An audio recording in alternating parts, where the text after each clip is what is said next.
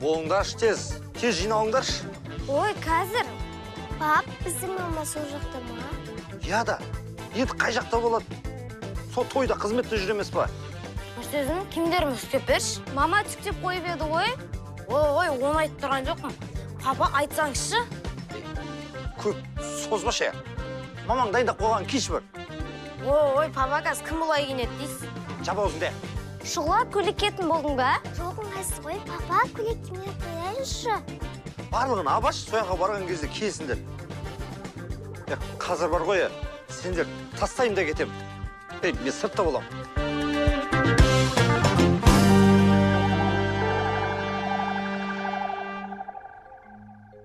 Шұғыла жүр тез дайындал. Кетеміз. Я дайын болып қалдым. Расыл!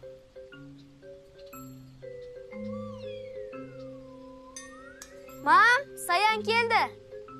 Қалайсың? Жақсы өзің. Папаң үйде ма? Не болды? Әне, арбалардың бірі тымда шотын әкеп алайын. Ана жерде тұр ала бер. Әгер күнше амансыз ба? Саян, сосын Расыл екеуің ана көшен басындағы магазинге барып келіңдерші, я?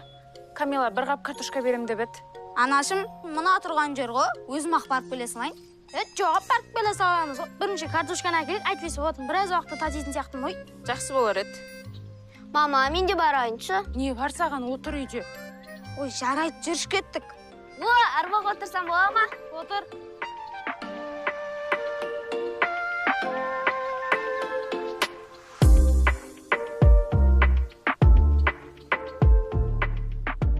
Балалар, міне ауыл деген осы.